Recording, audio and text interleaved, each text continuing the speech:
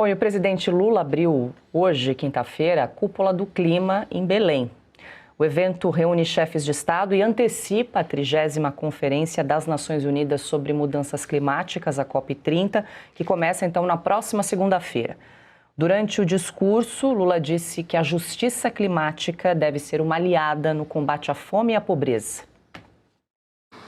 A justiça climática é aliada do combate à fome e à pobreza, da luta contra o racismo e a desigualdade de gênero e da promoção de uma governança global mais representativa e inclusiva. Eu até ia seguir, mas ele completou a cartela do bingo, Piotr. Falou de combate à fome, pobreza, racismo, igualdade de gênero, governança global, representatividade e inclusão. Tudo isso para falar de justiça climática. Tudo no clima. Querer que o Lula decore tudo isso é muita coisa. Como é que ele conseguiu colocar tudo isso no mesmo pacote? Porque não faz nenhum sentido. Tudo bem que um monte de coisa não faz sentido no governo Lula, mas racismo, depois ele colocou combate à fome e depois questões de transgêneros também, é isso? Igualdade de gênero. Igualdade de gênero. Onde é que isso tem a ver? A verdade é que essa COP30 foi completamente desautorizada por talvez um dos seus aliados mais recentes. A carta do Bill Gates, por exemplo, derrubando todo o alarmismo climático que essas conferências produzem, todo o terrorismo climático que eles adoram produzir. Ou seja, vamos primeiro eliminar a espécie humana da face da Terra para salvar o planeta. O Bill Gates foi lá e derrubou tudo isso, diz que sim, é preciso, o assunto é importante, merece, mas medir a temperatura não é a melhor forma, uma métrica melhor para poder analisar exatamente a relação da espécie humana com o clima. A outra coisa que ele deixou muito claro, as pessoas precisam viver bem, então não adianta acabar com a economia que elas vão morrer de fome, não por questões climáticas. Ou seja, a cúpula está completamente descartada do ponto de vista da seriedade. Bom, já vimos dancinha, vimos tudo e agora esse discurso completamente nonsense do Lula. A Paula generosamente falou em chefes de Estado ali. Ali está a turma da segunda divisão, né? Série B. Isso. Porque os mais importantes não deram as caras. Não. É isso aí. Bom, a gente separou um outro trecho do discurso do presidente Lula. Eu queria, meus amigos e minhas amigas, antes de terminar a minha fala, pedir a vocês que a gente tem que agradecer a disposição de fazer essa COP da Amazônia na Amazônia. Muita gente não acreditava que fôssemos possíveis trazer para o estado do Amazonas uma COP, porque as pessoas estão mais habituadas a desfilar por grandes cidades e nós resolvemos que a Amazônia para o mundo é como se fosse uma Bíblia. Todo mundo sabe que existe e interpreta cada um da sua forma.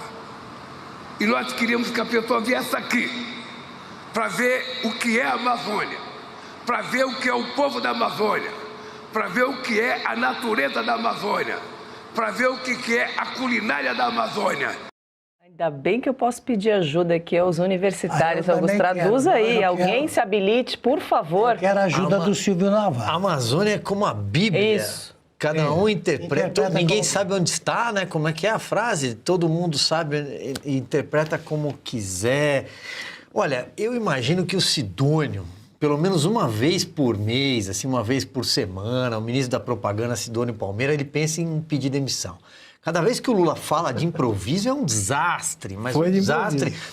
Ali visivelmente estava falando de improviso. É um desastre, é algo abissal, né? Ele não fala coisa com coisa, né? Primeiro, o trecho que o Piotr já comentou aqui, onde ele consegue reunir num guarda-chuva racismo, justiça climática, transgêneros e dizer que tudo é culpa de São Pedro e por aí vai. Aí agora ele consegue falar sobre a Bíblia, enfim. O Paulo, ele está...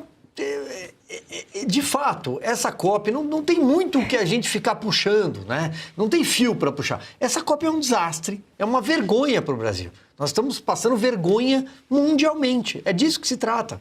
Vou trazer literalmente aqui, ver se ajuda. Por favor. Na compreensão. Nós resolvemos que a Amazônia para o mundo é como se fosse uma Bíblia.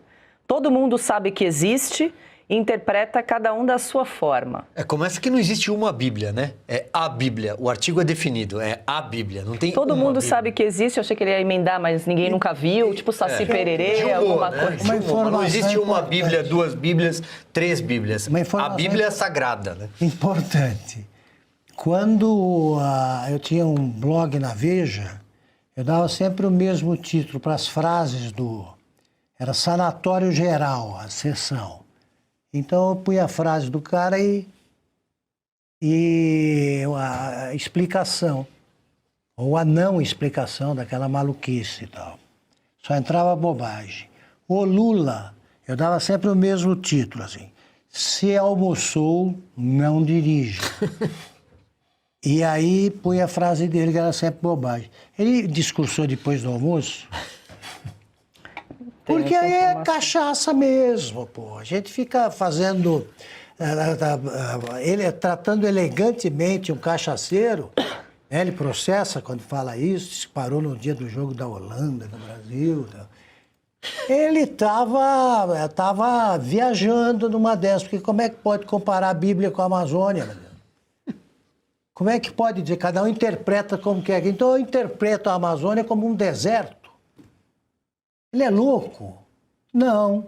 É que discursou depois do almoço. É isso aí. E nunca leu a Bíblia. Imagina. E nunca leu a Bíblia. Imagina. Diga, Consta. Olha, eu vou amarrar da seguinte forma. Existe na questão climática 2 grupos. Os oportunistas que querem usá-la para controle, para governo mundial, como ficou claro na pandemia. Mas existe a turma dos inocentes úteis que acreditam em Gaia como uma religião, é uma seita religiosa, é neopagã. Isso aí é neopaganismo. Então não tem a menor dúvida que a turma do abraçaço, a turma que vê o Avatar e acha que é sério, que trata o ser humano como vírus do planeta, esse pessoal adota uma escatologia religiosa que flerta com partes aí da Bíblia, totalmente distorcidas, né? Porque eles querem, no fundo, substituir Deus pelo planeta, por Gaia. E isso é algo muito sério. A gente brinca, né, e parece coisa de cachaceiro, mas tem uma legião de seguidores dessa seita que é uma seita perigosíssima para o mundo. Diga, Piotr. Tem a Amazônia do Primeiro Testamento e a Amazônia do Segundo Testamento, eu posso imaginar. Porque onde o Lula foi tirar essa ideia foi do improviso, né? Porque a gente precisa nessa hora, embora o que ele estava lendo antes, aquilo foi escrito por alguém em que ele colocou racismo, igualdade de gênero, tudo na questão climática, ali alguém escreveu. A pessoa só pode ser punida por aquilo, o autor do discurso do Lula. Essa outra parte é só do Lula. Então eu fico imaginando como seria a Amazônia do Primeiro Testamento. Aí depois a Amazônia do Segundo Testamento. É uma sandice, é só uma estupidez, é uma bobagem. Bom, é a cara do Lula, mas de onde ele quer chegar com uma discussão como essa? A Amazônia é claríssimo o que é. É uma floresta, e ali a maior parte dela, inclusive, é do território brasileiro, ou seja, é da soberania brasileira, e essas ONGs que o PT apoia não poderiam controlar a Amazônia. E também deveria combater o crime organizado que está tomando conta da Amazônia. E só para arrematar aqui, porque a Janja também discursou, né, e falou que tem 50 milhões de pessoas que vivem na Amazônia e 300 línguas, né? 300 entre dialetos e língua, 300. Uma delas é essa do Lula. Esse é um dialeto, uma língua. Até porque ele falou, Augusto, até se fôssemos possíveis, nessa frase. Isso, exatamente. Tinha quantos? 50 milhões na Amazônia? 50 milhões. 50 milhões? Tinha uma Argentina, mais de uma Argentina. Foi daquele mesmo discurso que ela disse que a floresta só fica em pé por conta das mulheres. Fôssemos 300 possíveis... dialetos, sim, exatamente 300. Nem 299, não é quase, 300. Agora é o seguinte, o Lula disse com todas as letras, foi uma das frases mais sinceras, das poucas frases sinceras que ele soltou. Ler é pior que exercício em esteira. Ele falou isso aí no primeiro mandato. Ele não lê. Você acha que ele vai começar a ler pela Bíblia? Como é que pode? Ele disse, depois de uma temporada na cadeia, ele disse que tinha lido os clássicos russos. Aquilo ali, eu falei, tá bom, também falou depois do almoço. Agora, ele está lendo a Bíblia, naquele barco. Ele está mandando ver. Aí, a hora que dá um microfone, ele faz o que sempre fez. Mas ele tem incontrolável. Ele tinha acabado de ler o discurso escrito, ele falou, espera um pouquinho, deixa eu falar uma coisa para vocês. Deixa Aí comigo. veio. Mas o que saiu na imprensa é que pelo menos a frase, a primeira lá da justiça climática, ele leu no TP. Alguém realmente preparou. Não, exatamente, essa é a parte escrita. Sim, porque climática não é fácil falar, né? Tem que ler ali, direitinho. Isso, essa primeira parte ele Depois ele chamou, cumpriu. agora- Exatamente. Agora deixa comigo. Deixa comigo que eu vou... ó, Deixa comigo. vou me consagrar aqui agora. Aí foi o como é que é o fôssemos. Fôssemos possíveis. Aí pronto. Se fôssemos possíveis... Bom, é isso. 19h09. Só aqui você vai ver essa cobertura da COP30 em Belém, né? Só aqui em Oeste Sem Filtro.